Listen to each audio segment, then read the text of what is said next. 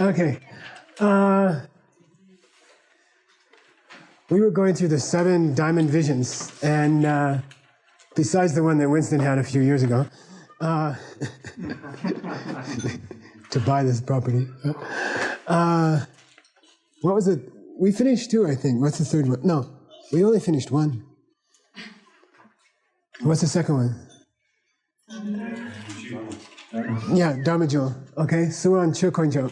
I'll just put it up here so you remember what we're talking about. Is that okay for your camera? Yeah.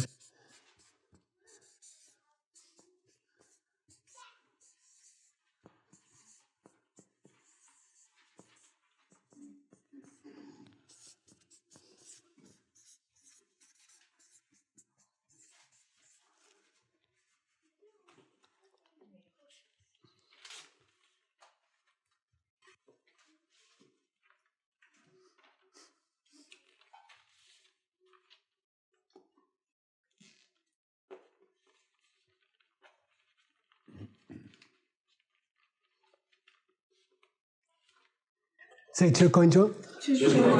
Chokonjo. Cho means Dharma. Konjo means Ratna. Jewel. So Dharma Jewel. Debu Konjo or Gyu Konjo? Mr. Brian. Result refuge or causal refuge? It's a result refuge when you're referring to yourself. Yeah, going for refuge to the Dharma jewel that you're going to achieve.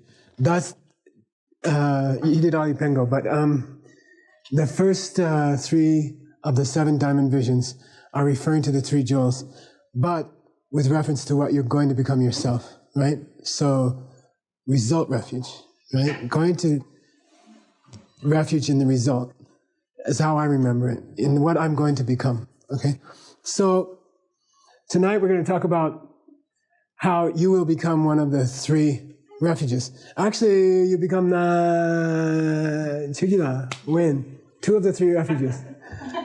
When you see emptiness directly. When you see emptiness directly, okay? When you see, the moment you see emptiness directly, you become which 2 of the 3 jewels? That's easy. Become the Dharma Jewel and the Sangha Jewel. Yeah, Dharma Jewel and Sangha Jewel, okay? You become. And I just always thought it was cool, because there's still, even with all the political problems that Buddhists have in the world, there's still millions of Buddhists who get up every morning and say, you know, Buddha Saranam Gacchami. Yeah. And then it's kind of cool to think that when you reach that, then they'll be, whether they know it or not, they're going to refuge to you. So it's kind of cool. But your Chokonjo is a state of mind. These are things in your own mind, okay? Certain levels that you've reached in your own mind. And as we're going to see later today, it's 2 of the 4 so-called noble Arya Truths, okay? You get 2 of the 4 noble truths in your mind, and that makes you Chokonjo, okay? The direct perception of emptiness also means that you have 2 of the 4 noble truths in your own mind. So I thought it might be good to go over the 4 noble truths while we're at it, the 4 Arya Truths, because they come in the 4th chapter of the Uttara Tantra. So what I did was I just stole that whole section out of the 4th chapter and brought it to the 1st chapter. So we're going to do a review of the 4 truths, and then we're going to see how you become 2 of them, or how you achieve 2 of them to become the jewel of the Dharma, okay? So I thought we'd go over the 4 truths. It's a very, very famous verse from the Uttara Tantra. Like, I'm trying to pick the 10 most famous verses from the Uttara Tantra, the ones that you'll hear all the time in the debate ground and things like that. And the more I do of this kind of work, I see that the Lam Rim is based heavily on the Uttara Tantra, although it doesn't mention it much, okay? So I think you'll recognize a lot of what I'm going to say even now, but now you know where it comes from, okay? So we're going to discuss the first of the 4 Arya Truths, okay? Called Arya Truths because Mercedes? There when an Arya sees Yeah. the direct perception. Good. In Jetobhyeshe, in the hours following the direct perception of emptiness, an Arya has or you can call it four extraordinary realizations, four groups of extraordinary realizations consisting of 16 sub-realizations consisting of lots of others realizations. But anyway, you can group them all into four, and those are called the Four Arya Truths, because an Arya is someone who has seen emptiness directly. So noble is a mistranslation. Noble is a bad translation of the Sanskrit word Arya, or Pakpa in Tibetan. So which is the first of the Four Noble Truths? David Stamm. Suffering. Sure?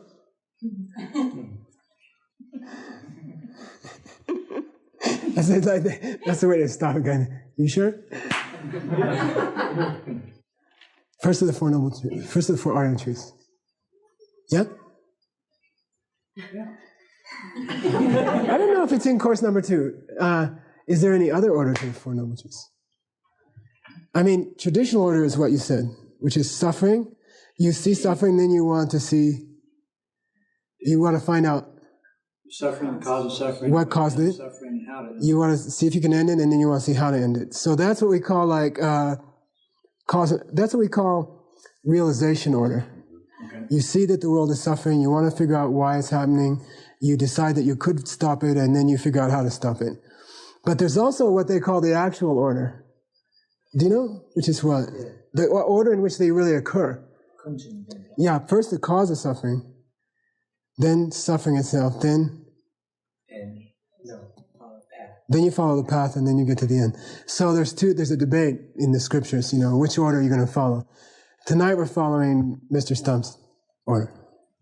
Okay, so it's first would be what? Yeah. Yeah.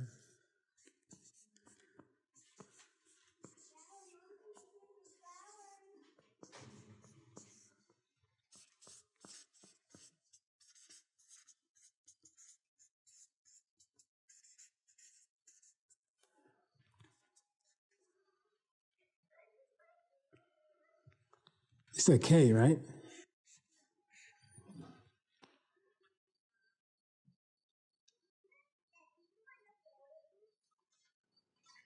Say Dunya. I'll wait till you finish, ready? Demba. Dunya. Demba. And I think, and it's like a review for most of you, but you know that Four Truths doesn't mean a principle, okay? It doesn't mean like the four principles or something like that. It means four realities, four real things. Like this is Dunya Demba. This is the truth of suffering, okay? My body is the truth of suffering. This is the truth of suffering. This is the truth of suffering. Everything in a normal person's world is the truth of suffering because it's been created by their own karma and negative emotions, kleshas, okay? So it's not like the truth of suffering is a principle. It's a fact in the sense of the things which constitute that fact. So it's not just going around saying everything is suffering. That's true and that's a truth. But that's not what Dunya Demba is. Dunya Demba is all the stuff which is actually suffering, which is everything which has been produced by negative emotions and karma, bad karma, okay? Then in the Uttara Tantra in the 4th chapter, skipping to the 4th chapter, Maitreya says,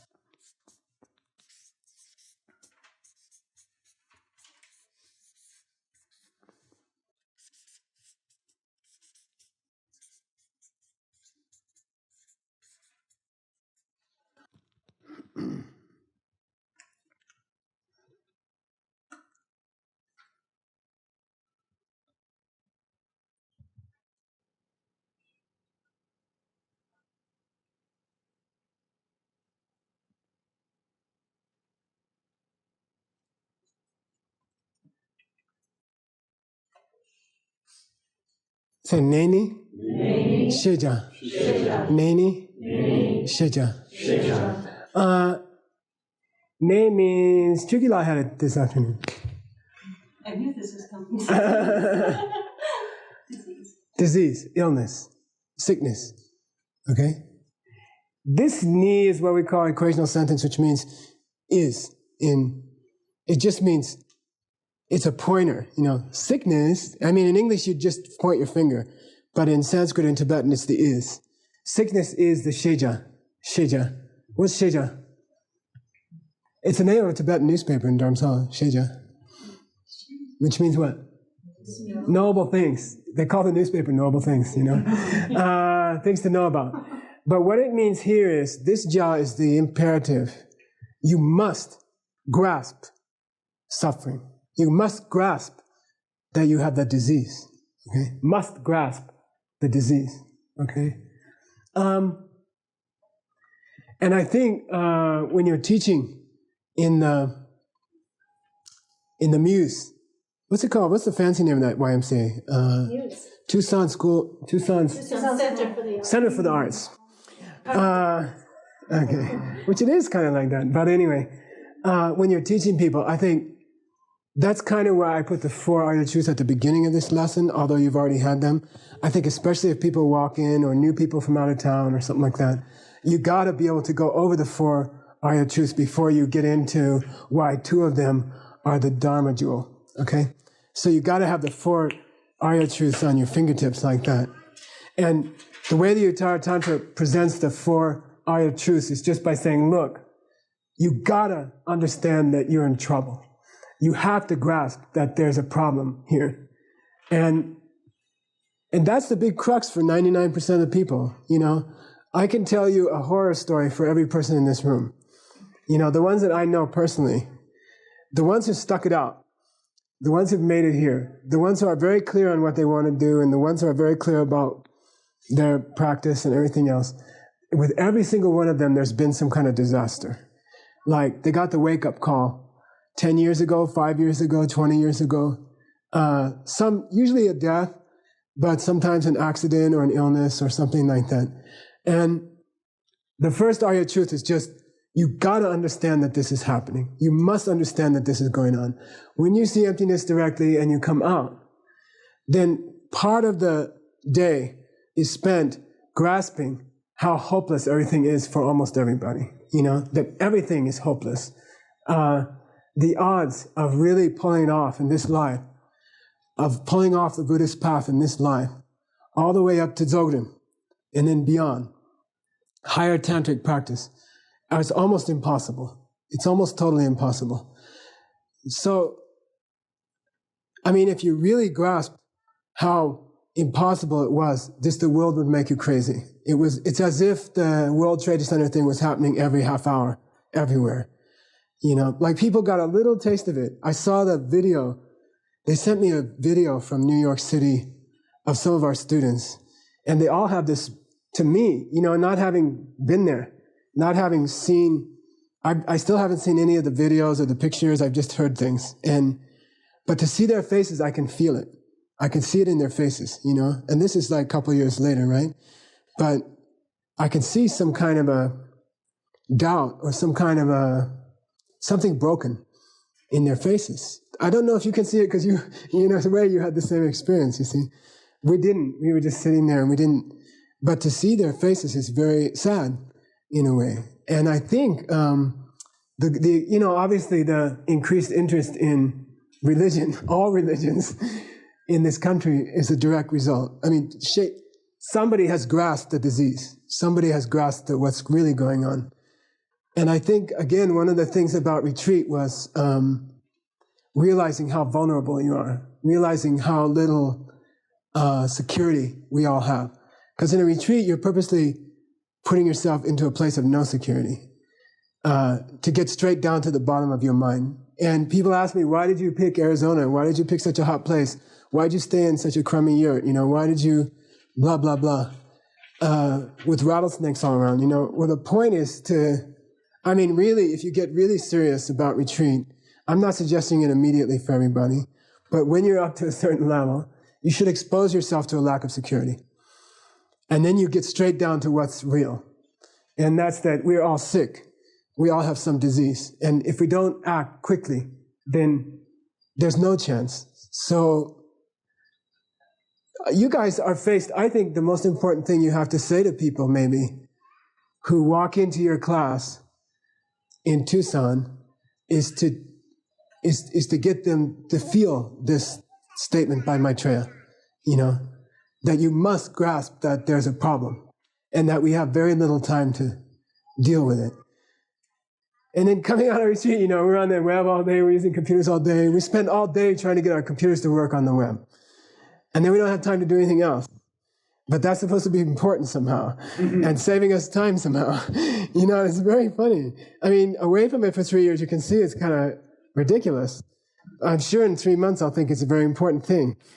But, or maybe 3 days, but it's really funny. We don't have time to do much of that. I mean, we have to do a certain amount to get readings out and stuff like that, but on the whole, there's no time for those things. We don't have time for those things.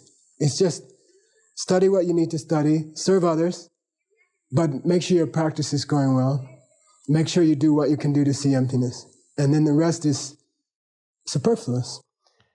So you have to know about the disease. I think very important you have to talk about that to the people you teach in October. Because that's really why any single person walks in. Down at the bottom, there's some kind of feeling that something's wrong. Okay?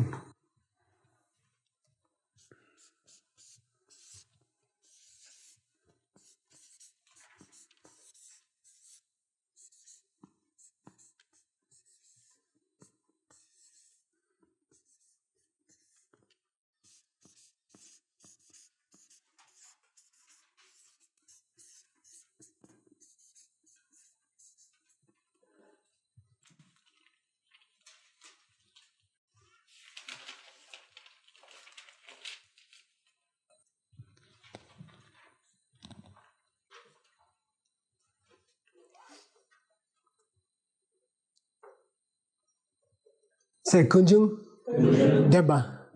Kunjung, deba. Kun means everything. Jung means comes from. And kunjung means the source of all things. The source.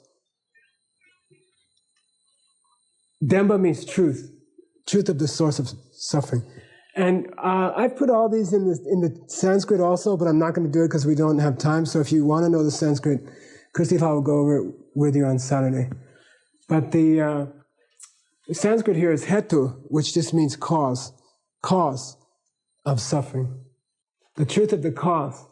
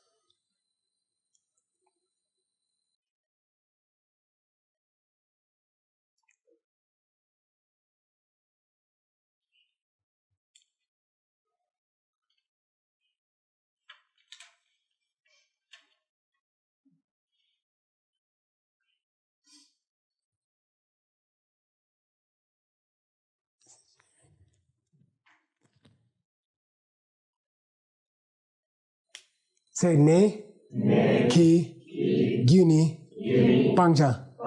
Ne ki, gyuni, pangja. Ne means sickness, ki means of, gyu means cause, ni here means is, pangja means you must eliminate it, you must stop it, you must cut off the cause of the suffering. I always think of it like, sometimes when you're taking a shower, which is such a nice thing, and you hit the water thing and you turn off the cold water, and then suddenly it's like 200 degrees hot water. And there's two approaches you can take then, One is you can take your hand and hold it up to the head of the shower and try to stop the water. And you'll just burn yourself, And the other is, if you can think, is just to turn it off. And that's the difference between ne and naked gyu. We don't try to stop suffering as it comes out. It's too late. It's too late, okay? You gotta get to the source, Pangja. That's the beauty of Buddhism. That's the great secret of Lord Buddha's approach, You don't try to stop events after they're already happening. It's too late. It's what we call hard concrete, right? It's too late. Concrete's already hard. And, the whole world is trying to deal with their current pain by using methods that would address it in the current moment, and they fail. Every single one fails.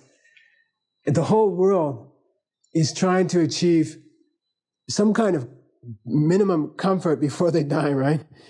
And they're trying to work in such a way that whatever they do right at this moment would stop what they don't like at this moment, and that's impossible. According to Buddhism, that's just impossible. You have to go to the source. You have to stop the source, and then slowly the suffering will stop. Okay? And there's a sort of a tracing back to the source, right? You go to the person you met at work that you don't like, and then you trace it back to some kind of negative karma that you're collecting, and then you trace that back to some wrong way in which you're looking at things, and then you trace that back to the habit of looking like that, and then you trace that back to the seed that you came into this life with, looking at things that way. Yeah. We talked about Yoga Sutra, Maitreya's 6 steps, and we talked about it in lots of times before that, right? Course 12? Yeah. So, to me, it's one of the sweetest teachings of all time, right? But anyway, Neki Gyuni Pangja, you have to get rid of the cause. Which means, according to Buddhism, to try to reason or to try to discuss it with a person who's causing you trouble at work just doesn't work. Trying to confront them or trying to reconcile with them, the two choices, right? Neither one works anyway. And that's proven by the fact that It doesn't always work. well, they don't always work, This reconciliation doesn't always work, and confrontation doesn't always work, Whenever you confront and it doesn't work, you think maybe reconciliation would have worked. Whenever you try reconciliation that doesn't work, you thought that maybe confronting would have worked. But the fact is that neither one is a cause. Neither one is addressing the cause. So it doesn't work. If you are having trouble with someone at work, the wisest thing would be to just try to be more kind to everybody, and specifically to the person you're having trouble with, which is the whole message of, say, Christianity, but it all got lost. The whole idea is all mixed up, But the idea is that it's not just to turn the other cheek because it's noble. It's that if you refuse to respond to violence with violence, you cut off future violence like turning off the shower. So that's addressing the cause. You must eliminate the cause. Okay?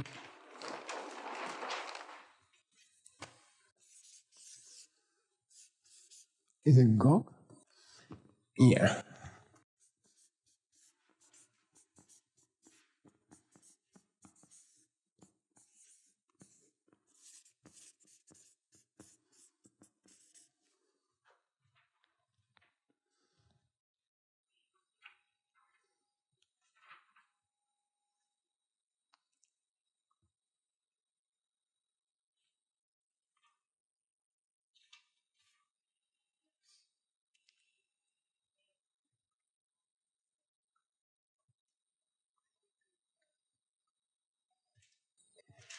And I also wanted to say, those of you who teach in Tucson, I think it might be wise, Gail, to find out the background of the people coming and try to group them into, like, have you taken 2 class courses, ACI or less? Have you taken 2 to 5?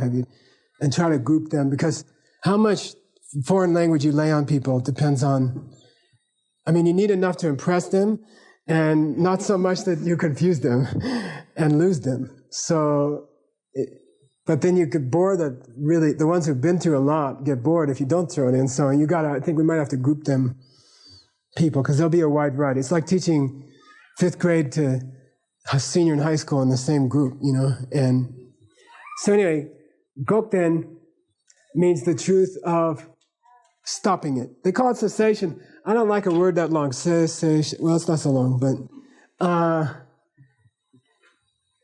generally it's not good to use the long words in anything when you're explaining anything. But truth of cessation, truth of stopping the suffering, putting an end to the suffering.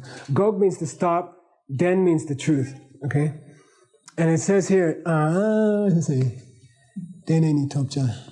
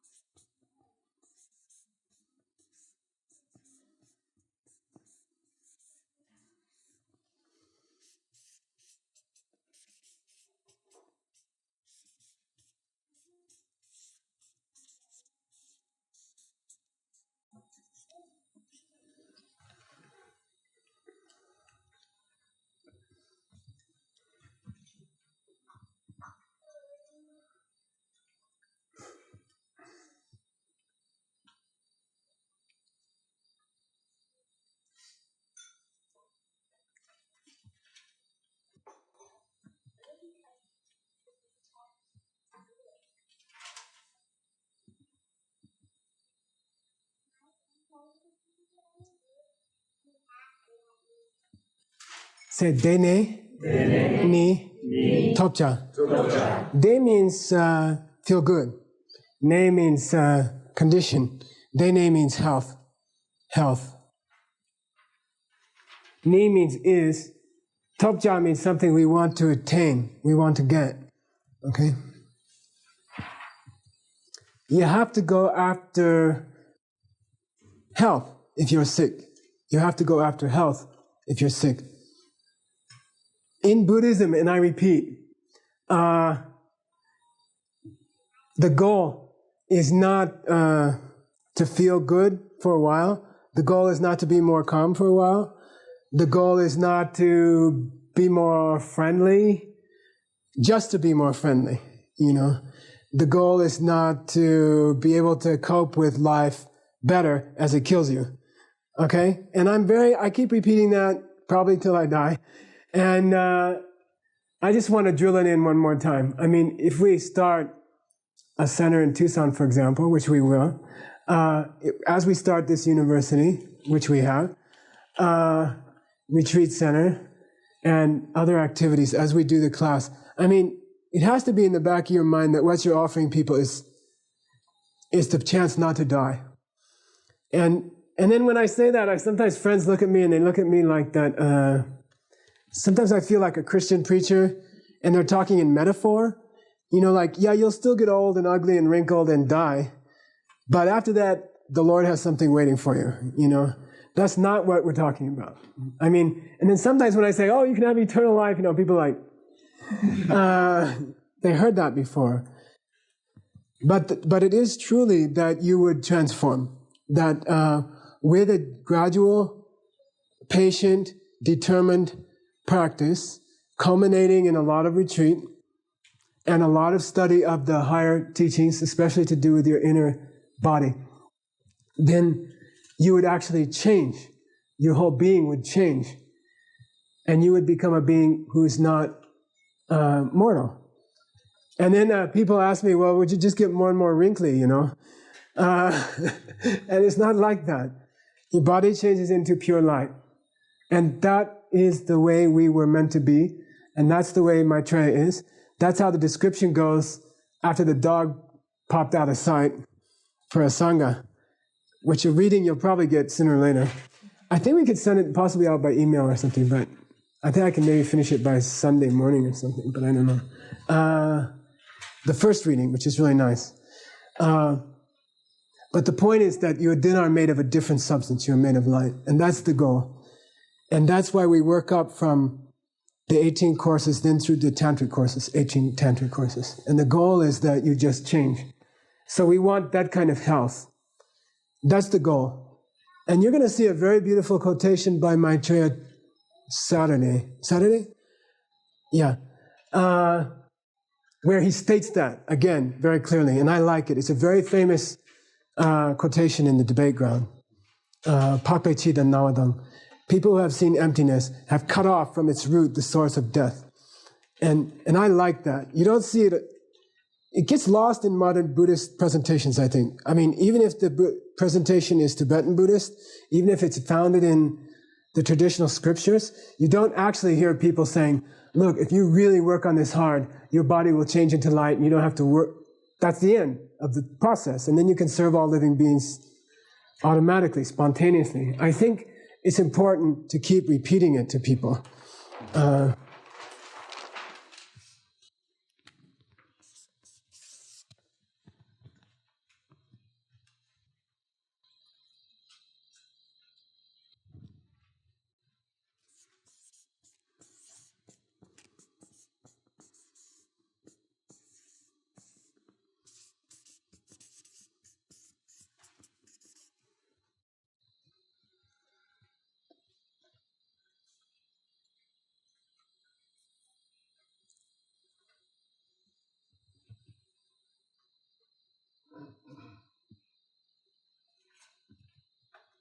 Say Lamden. Lamden. Lamden. Lamden. Lam means path, Den means truth of the path. Truth of the path to the end of suffering.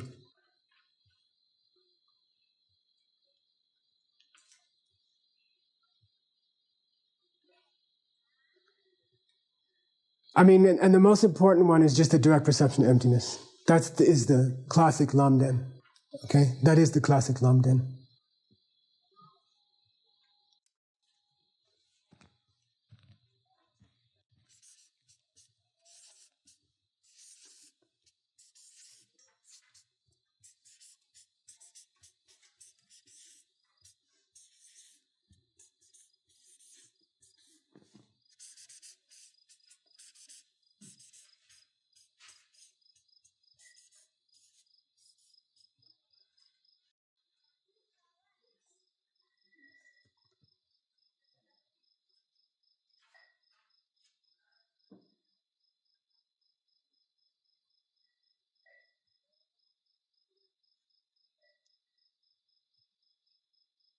Say Meni, Tenja. Meni, Tenja. Men means, do you know? Huh? Medicine, okay? Like Menla house, right? Okay? Ni means is. This spelling with the Sa head letter, those of you who are studying Tibetan, which is unusual, means to be relied upon or to be used. Like medicine or food or a lama, the same verb, to be relied upon. In this case, to be taken. You have to take the medicine, okay? So to go over the 4 parts of his sickness metaphor, what's the first part? You gotta get it that you're sick, okay? How many people do you know who have a serious disease who just refuse to admit it, you know? Like, oh, I'll be all right. The funniest thing, I mean, the saddest thing you hear is, oh, I'll fight this thing. Come on, what are you talking about, fight this thing, you know? What are you going to do? You know? You're going to shell out money to any kind of crazy cure you can, and then you're going to die anyway. You know, it drives me crazy when I hear people, oh, I'm going to fight this thing, you know? I got cancer. So maybe you better study hard, meditate hard. I'll fight this thing, you know? Come on. What's it mean, you know? Second. Everything comes from the source. No, but what was the statement? Maitreya said you must eliminate, cut off causes. You gotta cut it off. You gotta turn it off. Turn off the source, at the source. Okay? It gets to be a certain point in an illness that it's too late. Okay? Even if you took yourself to His Holiness and he said, okay, I'll give up all my other work and I'll just teach you. And you went to Dharamsala and His Holiness said, oh, don't worry, I'll take care of it. You got cancer, okay? Just do what I say, you know, do this meditation, Lam Rim, then take these vows, then get these initiations, then go through these visualizations, then achieve that in your real life, then do this Dzogchen stuff, and then work on your inner channels, inner chakras. And then, you know, I can take care of you. It's too late. It's too late, you know. I mean, even if you had this holiness there and he had nothing else to do, it's too late. It's just too late. So you got to cut it off at the source. Third one? Truth of, sorry. To stop. Truth of cessation.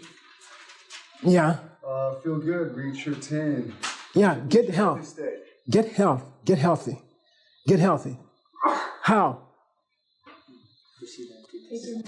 Yeah, take the medicine. Okay, so it goes in a flow like that. You gotta understand you're sick. Come on. You gotta understand something terrible is happening. Okay? Every moment of your life. Then you have to figure out what's causing it. Then you have to get health, and you have to find out how to do that. You have to take the medicine. Okay? And the process is long and hard. And you have to start. And you have to put some hard work into it. I was reading the statements by the retreatants to the newspaper reporter, and it was all like, I just figured out I'm just starting. After 3 years, I decided I've got a good start, and it's like that. It's hard. It's hard. You have to work hard. Okay? Now, the point is about the reason we brought this up is that this Arya Truth of the path and this Arya Truth of shutting off the shower, turning off the shower, what do you call it thing? Knob? Faucet. Shutting off the faucet. And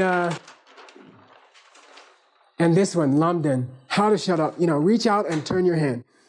Okay.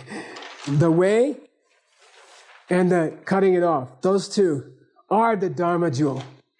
Those two, in the mind of a person who has seen emptiness directly, are the Dharma Jewel. That is the Dharma Jewel. Okay? And hopefully if they're Bodhisattva, it'd be good too. Throw that in. Okay? All right? Those two are the Dharma Jewel. Now I got a question for you.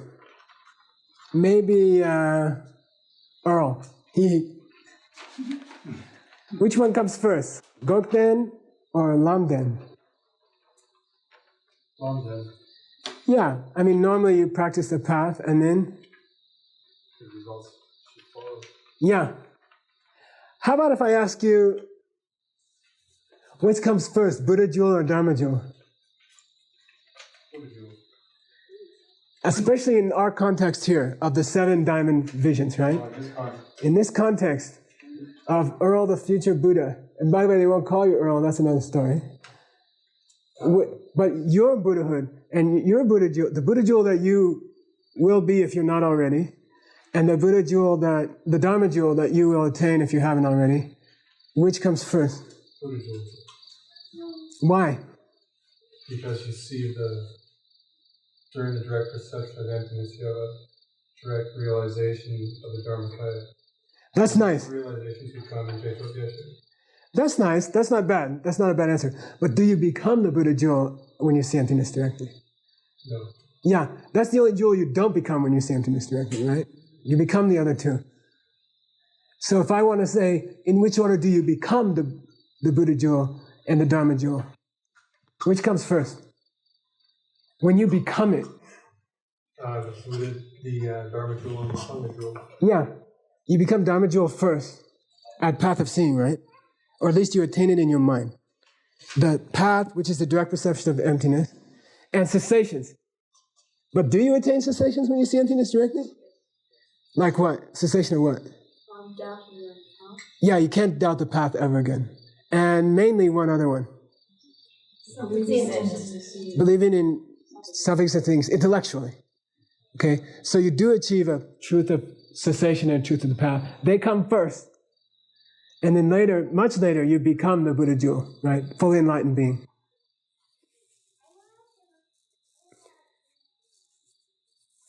Now let's take it from the point of view of, that's tough.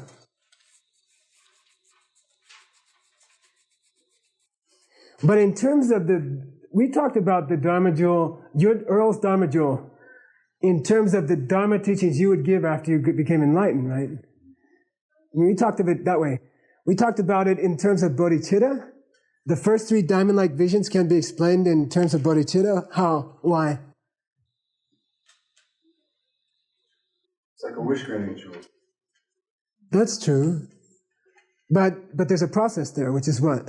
I want to, so I can So I can create other Sangha jewels, right? In that case, which comes first?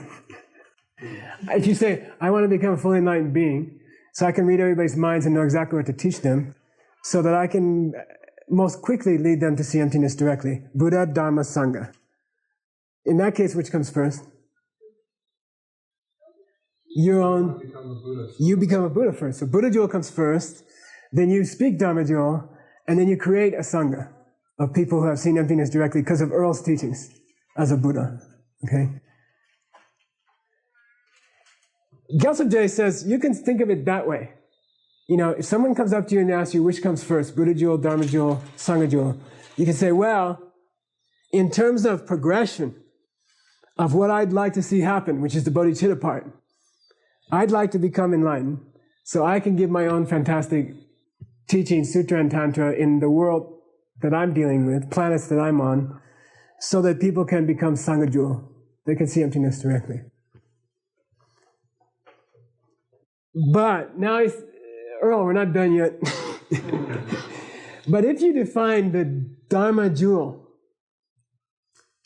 as the ultimate cessation, truth of cessation, and the ultimate truth of the path in a being's mind, in your own mind, then which comes first? Buddha Jewel or Dharma Jewel? Yeah, the ultimate version of these two truths in Earl's mind is going to happen when? Ultimate version. Yeah, which means cessation, which means got rid of every problem, everything. At Buddhahood. So which comes first? Buddha Jewel or Dharma Jewel? Gyaltsab Je is very concerned about this. He says from a developmental point of view, I want to become a Buddha, then later I'll be able to teach, and then later people will get to see emptiness because of me. But if you think of Dharma Jewel as the path and the cessations in your own mind, which is the real Dharma Jewel, right? The ultimate version of that, which comes first, Buddha Jewel or Dharma Jewel? Neither. Yeah, neither. It comes simultaneously. Okay. Then Gyaltsab Je says, it's like saying, and it comes all across better in Tibetan and Sanskrit than it does in English, but here we go. Opening her mouth, she sleeps. Opening her mouth, she sleeps. Okay, which came first? Opening her mouth or sleeping? In Tibetan, it's da-da-da ne, ka-dang ne, nyao. Ka-dang ne, nyao. And there's a trick with the ne, which is a big deal in Sanskrit and Tibetan grammar. It can mean, first she yawned, and then she fell asleep. See? Opening her mouth, she slept. Okay? But it could just mean, she sleeps with, she sleeps with her mouth open. Okay? You see what I mean? And he says that's a good metaphor for how people understand this process. Like if you say, opening her mouth, she sleeps, maybe 75% of people will take it as she yawned, so she went to bed. But then the 25% will get it. She was sleeping with her mouth open. Meaning, most people think in terms of progression. Buddha, I'm going to get enlightened so I can teach the Dharma. Is that the Dharma Jewel? Deceptive Dharma. Who said that? Alistair. Winston. It's the fake Dharma Jewel. It's the apparent Dharma Jewel. That's not the real Dharma. Okay?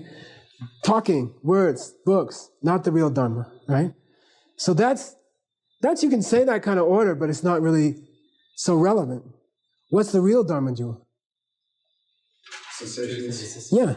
It's realizations in your own mind and the permanent getting rid of bad stuff in your own being that you achieve because of those realizations called truth of cessation, okay? So don't think of truth of cessation just in terms of not dying. It also means like there's a place even before, when you understand emptiness fairly well, at the second path of preparation, there comes a point at which you can no longer what? Impossible to take a birth in the lower realms. I mean, if nothing else matters in this life, you should just kick ass on the ACI courses and try to get to the intellectual understanding of emptiness that would get you over that level. Then you can sort of relax a bit. You know, I mean, like, I'm not going to be in the hell realms anymore. Just impossible. I'm not going to the hell realms. I'm not going to an animal realm. Like, you can be nervous when you die. You know, you might be born in this country or that country or this planet or that planet, but you know you're not going to be born in a bad place. You know you're not going to be really born in a really hellish place. We saw, what was that? Our first DVD on our computer, which is why everyone's so grumpy because they stayed up late. It was Matrix cartoons or something like that. I don't know. But there was one of these horrible beings coming up, like billions and billions out of this hell plateau, and there you could see like a funnel coming up.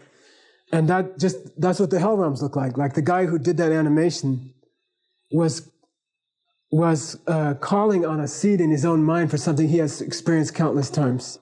It's not just some stupid thing that somebody made up. It's he's siphoning images out of actual experiences that he went through countless times. And when you see a movie, once you know everything, you know, you can see former life images coming up in animators' minds as they think they're creating. But they're just linking into some experience they've had countless times, and they are able to render it with great accuracy. I think it's the third one if you're interested. The third little cartoon. But anyway, you won't have to go through like something like that if you achieve a gokten. If you just get to a certain level of understanding that all the problems you run into in the world are coming from me, you know. And it's weird, you know, we can be a group of us sitting around all afternoon working together, and we're all just losing that understanding constantly, you know, like minor irritation at another person. And you're just losing it. You're thinking, oh, other person. They irritate me. They're doing something to me, you know. Like, even in a group of people who have been through it for 10, 15 years, you know, all of us, in an afternoon, we're like interacting, and then there's this 98% level of them, you know. There's not like, it's me who's caused all this, you know. And if you can get past that at a certain intellectual level, then you don't have to go to a lower realm anymore. You can die peacefully. You know what I mean? So you can practice it anytime, anywhere. Be better to have a difficult place to practice it, you know. Like, this is a little not very conducive place because everyone's practicing, you know what I mean? I mean, ideally would be to have some place where people didn't know anything about that, and then they really attack you nicely and bother you nicely, and there's no hint of maybe it's our fault, you know what I mean? That would be the best place to stay, I think. We'll still build Diamond Mountain.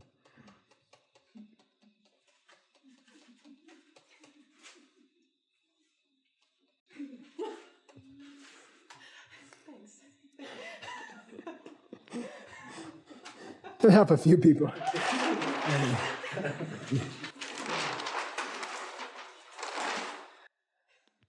I wanted to talk about the truth of cessation in a little bit of detail, okay? Stopping, shutting it off, reaching out, and no, that's just turning off the faucet, right? Turning off the faucet. And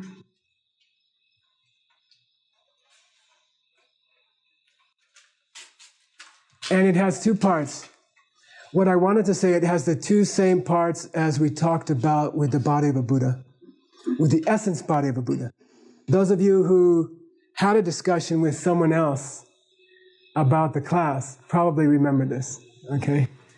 Because it was two of the qualities on the taking care of yourself side, which were what? Natural and achieved purity? Yeah, nice. Natural and achieved purity. If you take the essence body of a Buddha, of the Dharmakaya, you could divide it into the part which has always been pure by nature, natural purity. And then there's the part which has become pure through a process, okay? And we're going to have that same division with this, okay? With this truth of cessation, okay? And again, the natural purity just has to do with your natural emptiness, the emptiness that you've always had. Okay? Emptiness.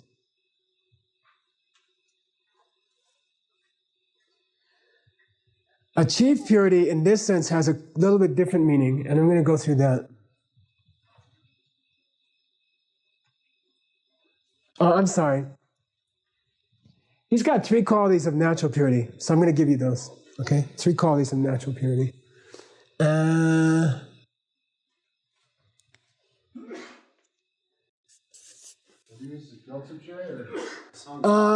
Gyaltsab, it's in a verse by Maitreya, and Gyaltsab is depending on a Sangha's commentary, and he's taking it out for us and breaking it out, because you can't see it in the Uttara Tantra. The Uttara Tantra would just have code words, and then if you read the Master Sangha's commentary, you get the meaning, and then Gyaltsab is clarifying it further, and then our textbook writers from each of the great monasteries turned it into a pedagogical presentation, which is very powerful. And I'm hoping to do some of that when we get to Rik, especially Kam. When we get to Kam, I think I'll throw in like 6 or 7 debates because that's how you really understand it. If you understand the debate, you understand Gyaltsab, then you can understand the Arya Sangha, then you can understand Maitreya. And it really goes like that. Number 1.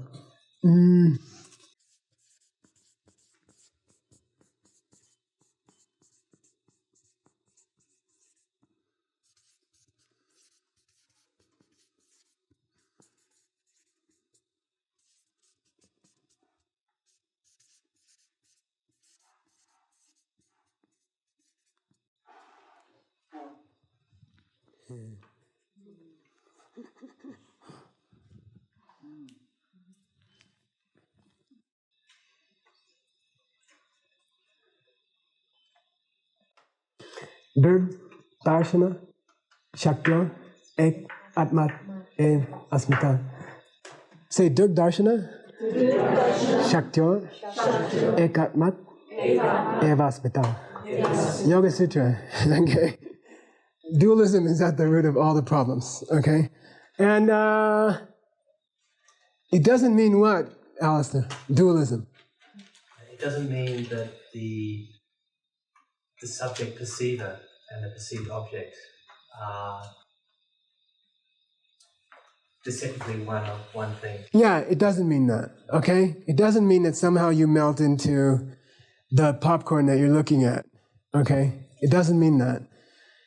And then there is a human urge, there's an urge within the human being to overcome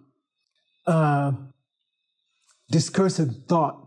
Like I spoke to a heroin addict in New York one time, and I said, and he was like very apologetic for being a heroin addict. And I said, it's not my business, but I'm curious why. What drives you to take it? And he says, if I could just stop the thoughts in my own mind, that's all I want. Like what you get during sleep, the kind of refreshing you get during sleep. I never get that. I can't get it, even when I'm asleep. So I use heroin to try to shut up my mind. So that's all. And it works for like a couple hours, and then it comes back again, But he said, just that feeling of having your own thoughts shut up.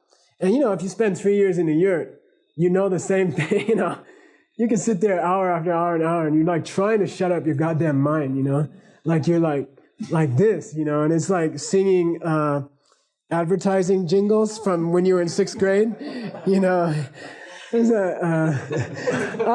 spaghettios, you're like this, and you're like, and the longer you're in retreat, the earlier it goes back. The mind goes back further and further, and then you're like hearing these idiotic things from 1st, 2nd grade, and you're like, and you can't stop it, So there's this human urge to stop this dual feeling of being separate, but that's not how it works. That's not how it works. And it's not that you can shut the mind off. You can't. It never turns off. After you get enlightened, the mind continues, right? It's just pleasant. Okay. So what does this dualism mean, Debbie Bai? Give me a nice mind-only answer. Me and the pen are not dual because, yeah, essentially it's one part of the mind. I'm looking at something which I'm projecting. We came from the same karmic seed, right? Yeah, we came from the same karmic seed. Zetate, Rangshigima, right? That's a pretty good mind-only answer, okay? I'm not separate from the pen because we are being driven, we're being spewed forth from the same karmic seed. Me, the observer, and the observed thing are being spewed forth from the same karmic seed. Is there any problem with that presentation? Why do we say it's mind-only presentation? Only one problem, really, and it's not much of a problem. Because you're considering the seed that it's coming from as self-existent. Yeah. There's this storehouse consciousness. It's where the seed lies. It's spewing forth me and the pen. Me to look at the pen. And then how do I think about that projector? Do I take the projector as being self-existent? We talked about that. That's the only problem they have. That's like somehow they get it about me and the pen, but they feel different about where it's all coming from. It still has material substance to them. Yeah, what they call materiality. And that's a good point because it doesn't sound like what it means. Do they think that this is your mind and is that why they're called mind only? No. Okay. You guys are no fun. I gotta find new stuff. Cannot be perceived by a mind that still has dualism, okay? Like, if you don't overcome thinking that the irritating people you met this afternoon are coming from you, you will never see emptiness directly. You will never see natural purity of the truth of cessation directly. That's all. Can't. You can't. Okay? You have to at least get over that intellectual thing that those people who bother me are coming from, or the stress that comes to me is coming from the outside. It's coming from you. Okay? If you can't get beyond that, you won't see the natural purity. Okay? Second one.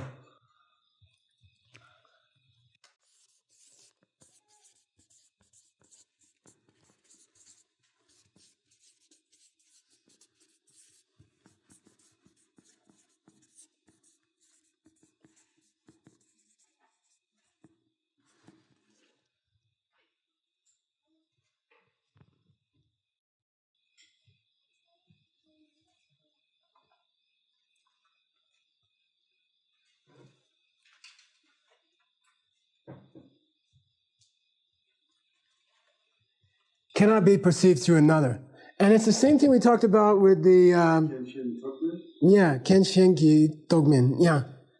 And other meant two things, remember? Give me one. Don't be a virtue hog. Discursive thought and persons. Okay.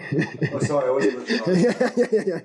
We used to have fights over bills in the restaurants and checks in the restaurant in New York, and the virtue pig would get it and run to the cashier and pay, and the other person wouldn't get a chance to feed Dharma brother or sister. And anyway, cannot be perceived through another, meaning another can either mean discursive perceptions, reasoning directly, right? Directly. Through words and concepts, you cannot perceive natural purity directly. So through another, meaning through other ways of thinking other than what kind of perception? Direct perception, okay? Which means logical perceptions based on authority. We talked about them in one of those quiet retreat teachings. Was it? Pratipakshanumanagama. Pramanani. Okay. Is this Shankin Tokrin again? Yeah, it's the same thing, really. It's the same thing. Okay? Can't be perceived through other ways of perception, meaning words and ideas, and can't be perceived through the direct directions of another person. A person who's seen emptiness, no matter how much they may wish to convey it to you, can only take you through the process which would cause you to see it yourself, and cannot, in a 15-minute description of what they saw, make you see it. Okay? Or we wouldn't be here. Okay. Number 3.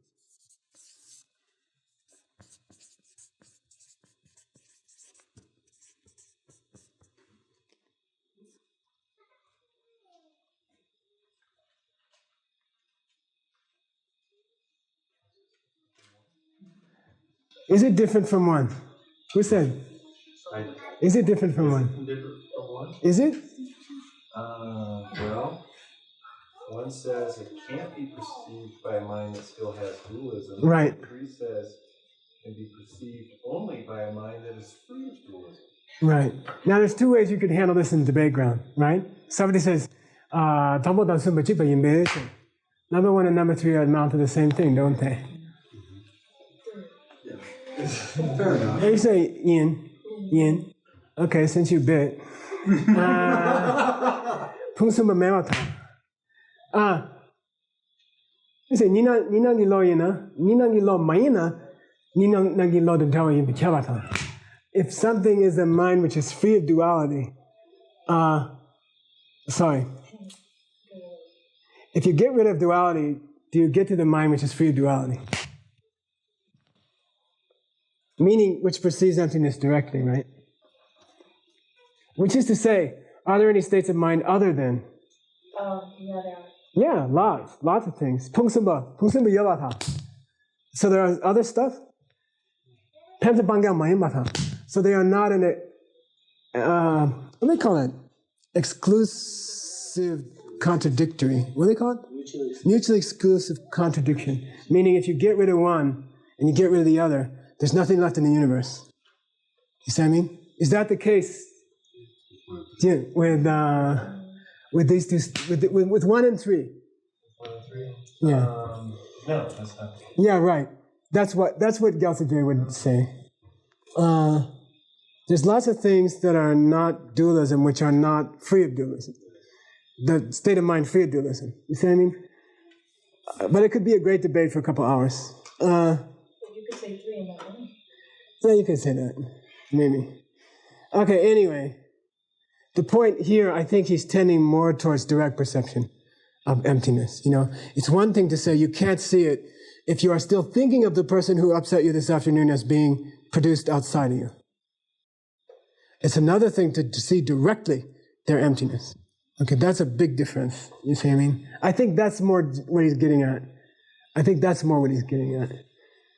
Because otherwise I think it would be sort of redundant. And he's not a kind of person to be redundant. He relates these to the root text, and you'll see that in the reading, okay? He relates these to a section in the Uttara Tantra that you will see in the reading when you get it. Okay. I'm going to stop there for a break, and then after that, we're going to discuss, we got one more purity to cover. What's that?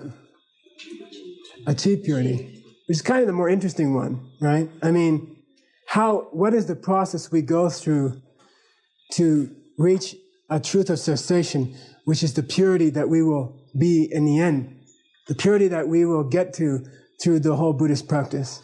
You know, what exactly are the steps that we go through to get there, okay, to achieve purity? And that's all we're going to do tonight. So have a nice break, relax, and maybe get some fresh air because there's a little stuff in here. Sato, nasato, shakyas, tarkayitum, niruktya, pagata,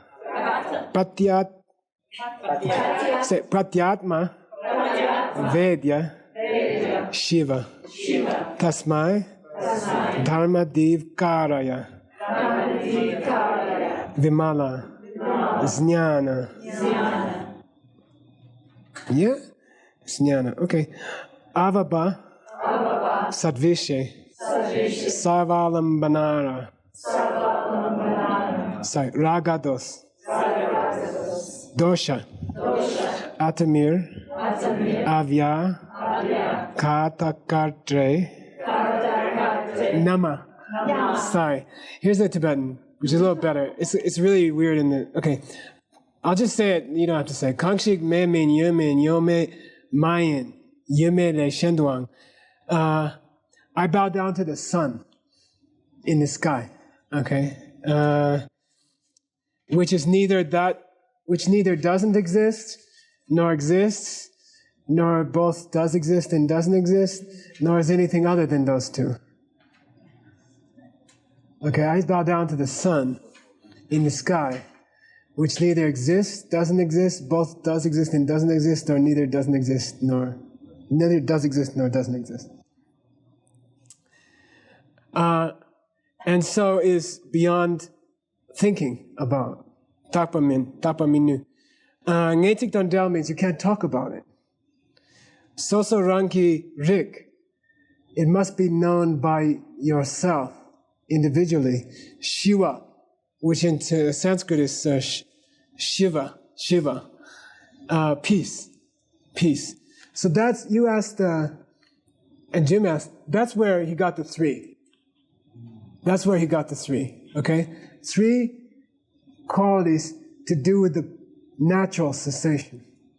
And I'll say them again. I'll pull them out, and you'll see them. You'll recognize them. That which is neither not existent, or both, or neither. And so therefore it's beyond all Dualism. thinking about. Yeah, that's the, cannot be perceived by a mind that is still stuck in dualism. That's where Gyaltsab Je got that.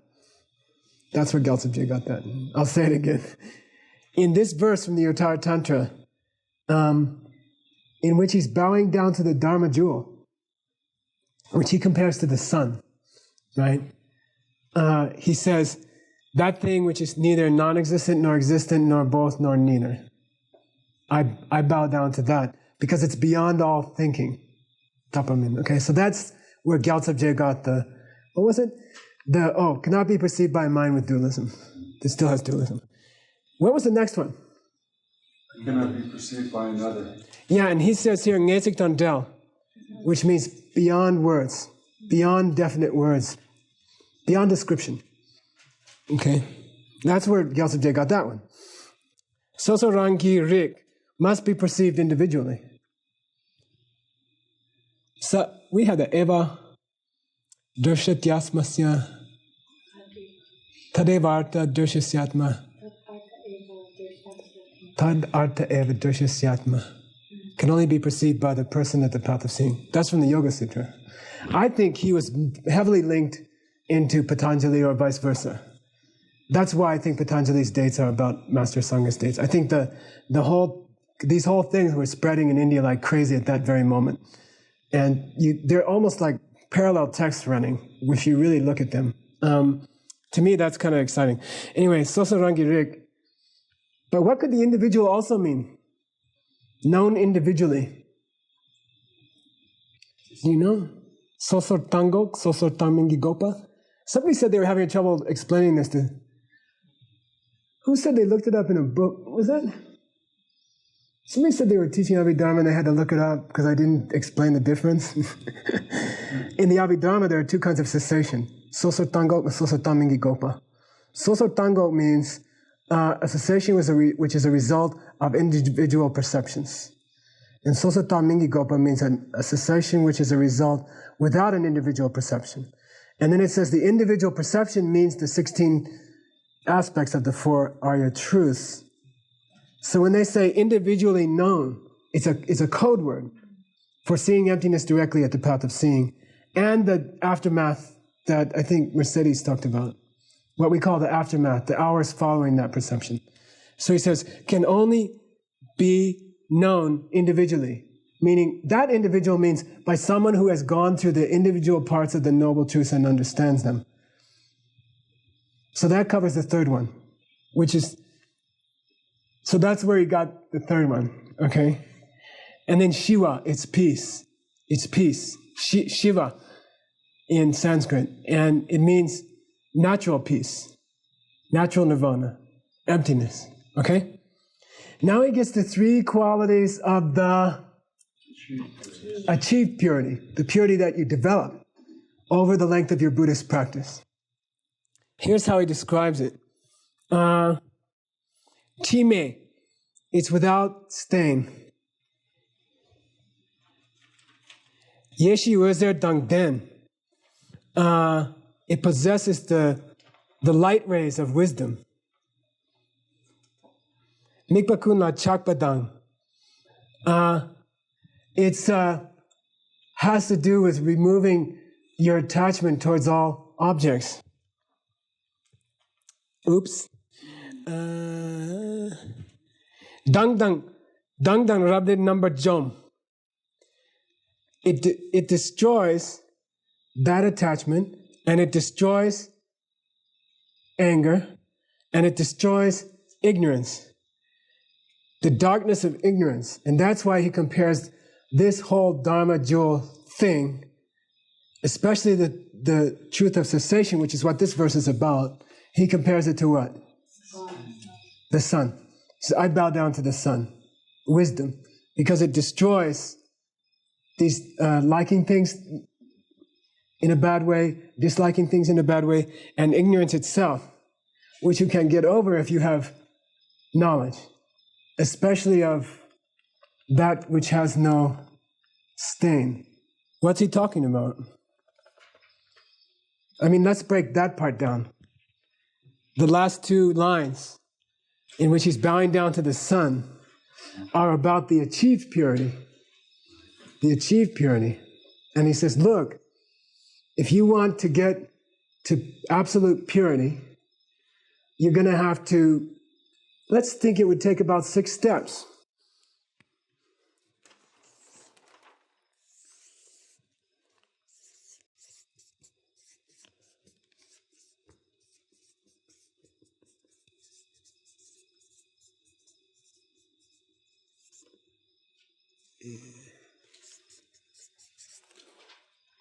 You want to get out of the self-perpetuating cycle.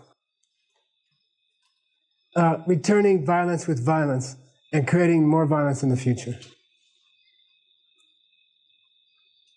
You want to get out of that self-perpetuating cycle. So you would have to stop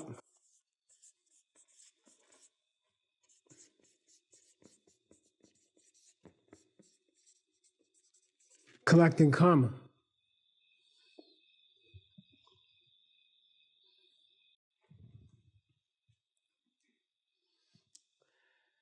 Which itself, actions, ignorant actions, are motivated by those 3, well, you could say liking things and disliking things in an ignorant way.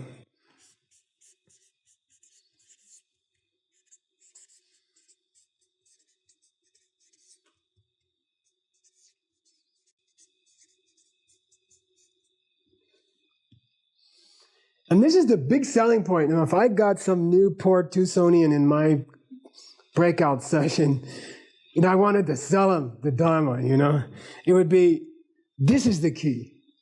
This is the key. Is it wrong to dislike if you had an irritating person this afternoon, if someone irritated you this afternoon, is it wrong to dislike that? Sure, it's natural to not. Well, natural is a different thing. It's certainly natural. But is it wrong to dislike that? No. Not at all.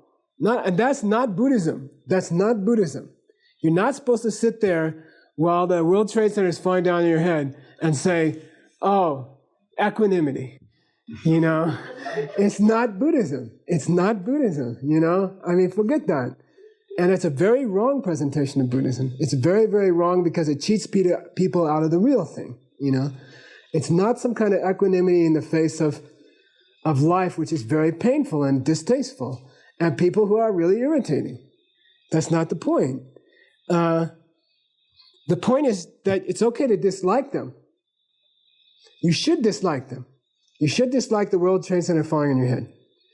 You should dislike a person who makes you irritated, Dharma brother and sister even, in this very room, 10 minutes ago maybe. That's fine. They irritate you. They're irritating. That's real. That's not unreal. But ignorantly, no. Ignorantly, no. Okay? What's the difference between ignorant liking and intelligent disliking? With regard to an irritating person. Yeah. You made it. You're making it as, well, not making it as it happens, but you made it. And if you respond to them negatively, then you could perpetuate them. You perpetuate them. Are irritating people irritating? Yes. Are they empty? Yes. Are they an illusion? Yes. Are they real? Yes. Do they really irritate? Yes. Okay? That's what Buddhism says. But it's coming from a seed that you planted. So the only way to get rid of them is to stop planting those seeds. Does it make them disappear or change in the next half hour? No. Okay. Can you see the connection directly? No. And that's the pain of the world. Can you see that by being irritated at someone this afternoon, you created 1,000 more? You can't see it. It's invisible. You have to take Buddha's word. You have to establish Buddha as a truthful person, and then you have to establish that it's logical. The whole process of planting seeds through perceptual processes and then having that affect how you perceive things, or even create things that you perceive, is very logical, but you have to go through the process logically. Okay? So stop liking and disliking ignorantly, because when you believe that the irritating person who's really irritating didn't come from you, then you fight with them. Then you do something irritating to them, and then the whole cycle keeps going. How can you stop that? Stop thinking about things wrong way.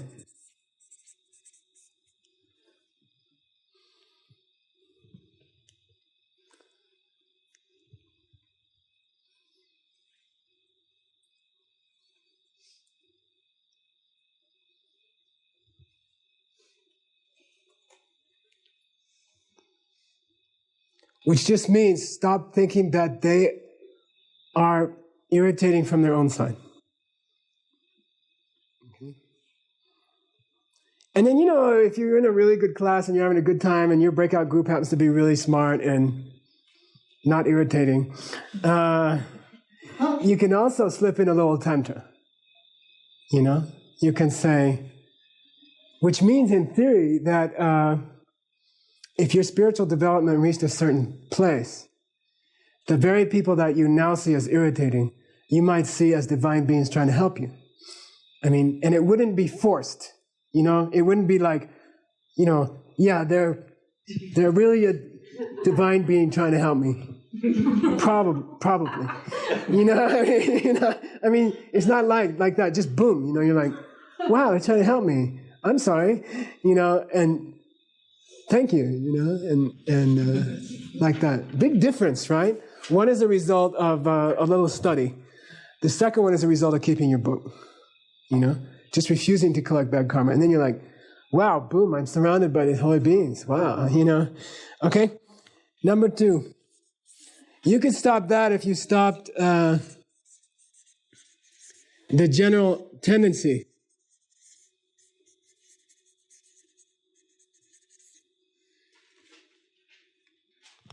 of seeing things as self-existent, right? The general tendency of seeing things as self-existent, which seems to have been activated in our brains the moment we were born or conceived. It seems that this is activated just by being conceived. Boom, you have it. The moment you're in your mother's womb, first moment of conception, you have it already. Which leads us to assume that you'd have to stop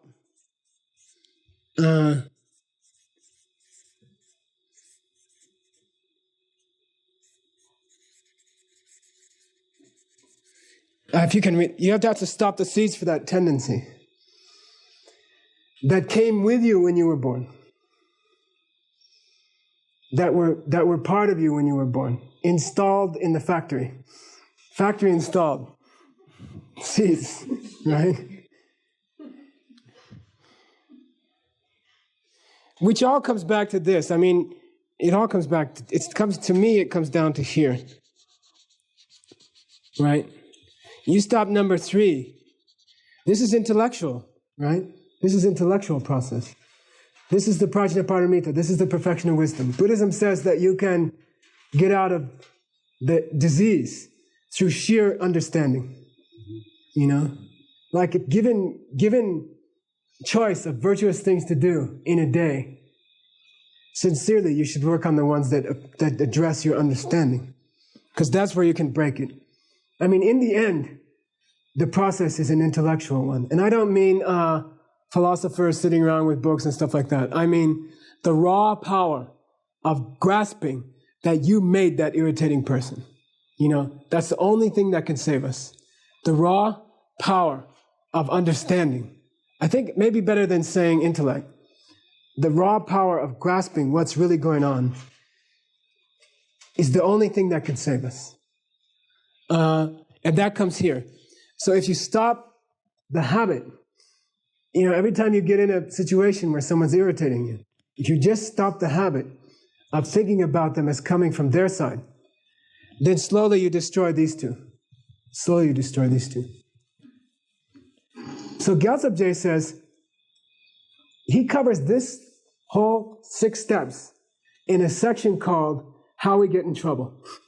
Korla Jukbe Rimba. Say Korla Jukbe Rimba. The steps by which we get stuck in the self-perpetuating cycle. Okay? Samsara.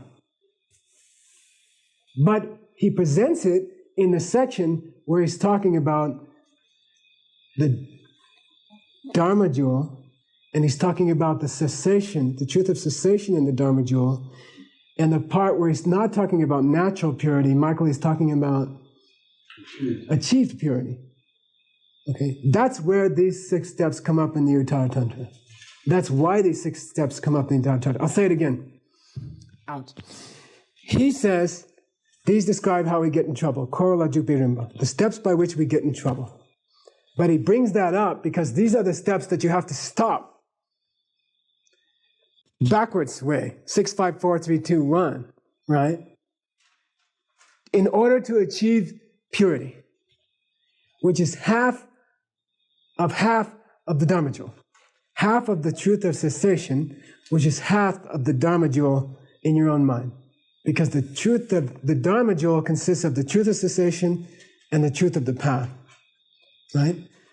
So, I'm sorry, so really this is part of the truth of cessation. Cessation can be discussed in terms of natural purity or achieved purity. And this is obviously achieved, because you got to go through these steps. You got to go, first you have to do this, then you have to do that, then you have to do that, then you have to do that, and then you have to do that. So now you guys know, this being the in-depth course, where the 6 steps came for course 12, and what was the other course? All of them, yeah. I mean, it gets in there somewhere, right? Yeah. But we said it was a commentary on the Uttara Tantra that it came from. And now you know why. Okay? Now you know how. Course 12, that this came from the Uttara Tantra. Course 12. Yeah. This is where it comes from. This is exactly where, and that's the context in which it comes.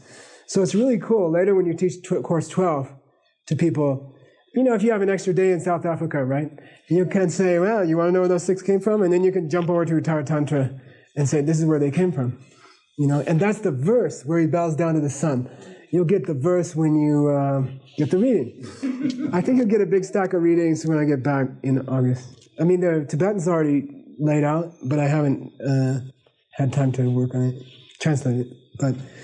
But now you know exactly where the 6 steps come from. And you know the very verse. It might be fun when you get the reading to try to suck it out of the verse. The last 2 lines of the verse, okay? So that's a extra job you have to do. I think I finished all the homework. Let me see.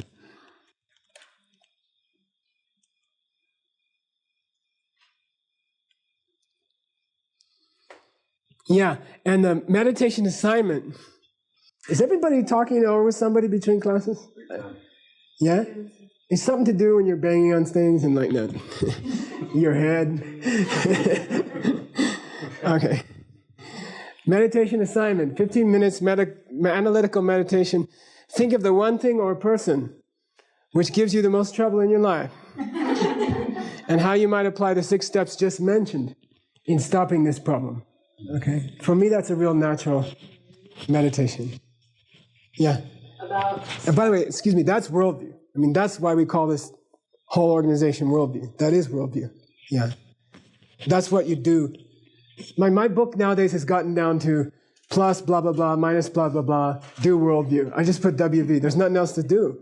That's all you have to do, really, right? What are you going to say?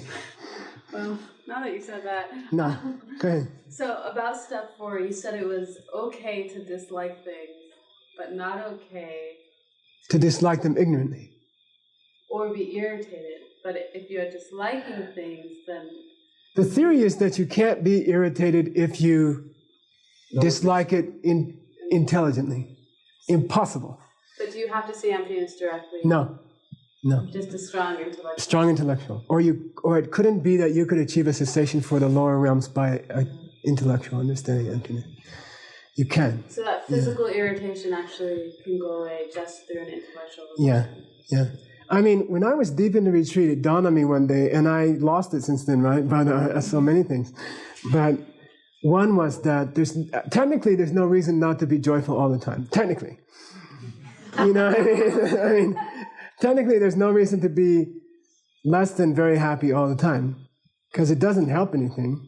It doesn't do anything, you know. I mean, it's true that we live in a bad situation. It's true that we have things around us all day that we'd rather not have around us. But it's not true that there's any benefit to being irritated by them, because then you can't think straight, and you might as well just be happy. And then you can you can do the opposite. We have a thing we call opposite day. It comes from some movie. What? It's a song. Oh. But there was also, I don't know, some movie. I don't know. It's just a day when you do the opposite of what you'd want naturally do all day long.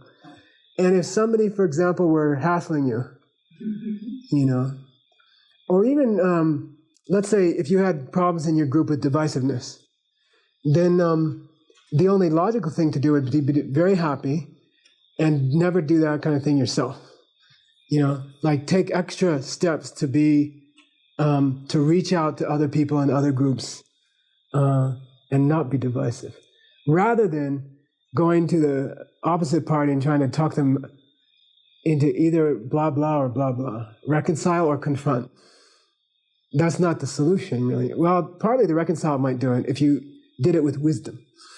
If you said, I'm taking this step so that 6 months from now I don't see divisiveness, you know, and you're not trying to work with hard cement, you know, but going and trying to talk to both parties is like hard cement, and don't expect a lot from that unless you see it as applying to future karma.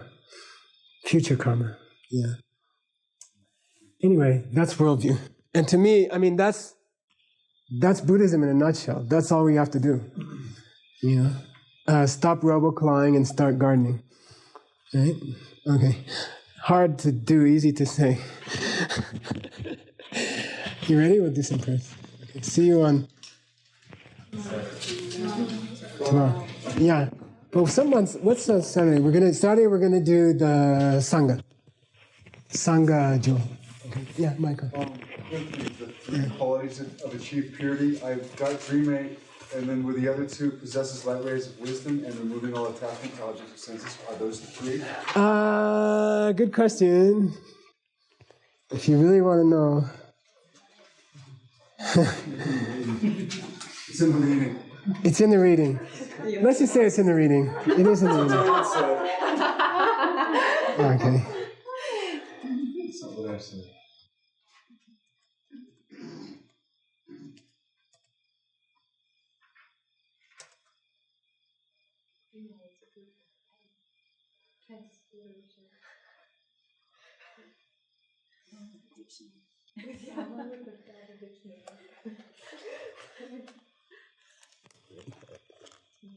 I thought I just unplugged it. Yeah.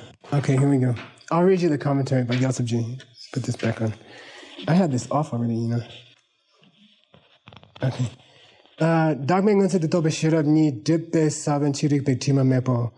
The wisdom which perceives emptiness directly is unstained. That's the first one, right? In the sense that it's getting free of certain seeds for obstacles. Here's number 2.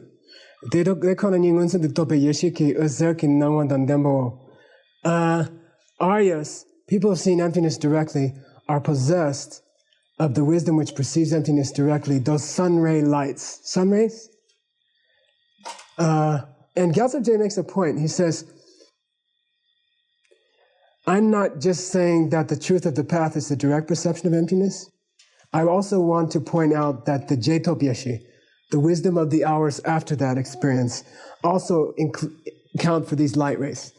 The wisdom of the light rays of the sun. The light rays of the sun. It's a metaphor. Yeah, so that's number 2. Aryas are... They possess... the wisdom that sees emptiness like the sun is possessed by light rays.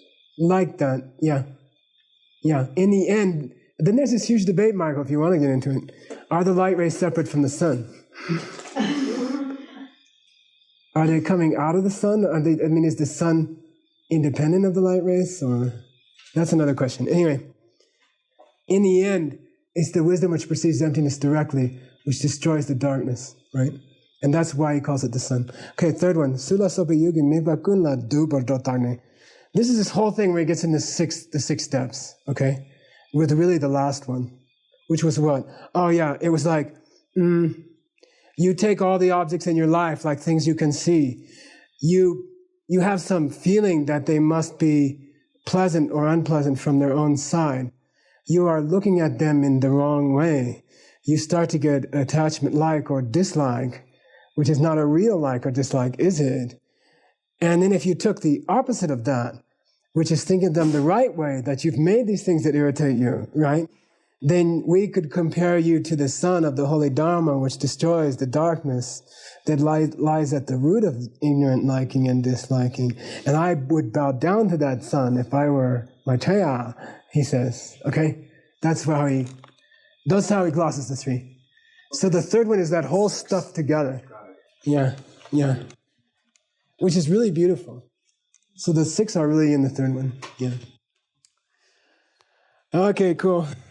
Do a prayer.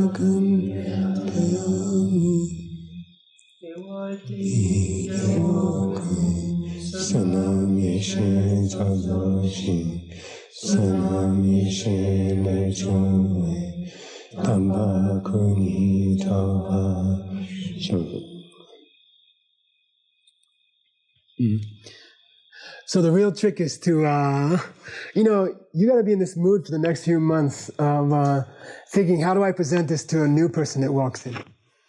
You don't want to dump all this. You don't want to overwhelm them. And that's the tendency for people who just got a big dose of Uttara Tantra, like you want to tell them everything and you want to tell them all the details, and then they'll just glaze if they're new, So your task for the next few months is to really absorb this so well that you can regurgitate it in a normal conversation in normal English, in a way that would be easily accessible to a normal person. And that's a big skill. That's a very difficult thing. And you do a much greater virtue if you convey it to them in a way that they can absorb immediately than if you give them all the details. It's good to have the details behind it if they ask, but you have to be in this mode in the next few months of, like I just go to bed at night or I wake up in the morning. I don't get out of bed. I just sit there and think, how would I tell this to a normal person, And then do that, just before you fall to sleep, think, how would I teach this verse to a normal person? And then you'll be really in the right mood when it comes time. Then the right words will come. And it may not at all be like the technical presentation of, all the Sanskrit and Tibetan and blah, blah, blah. Okay.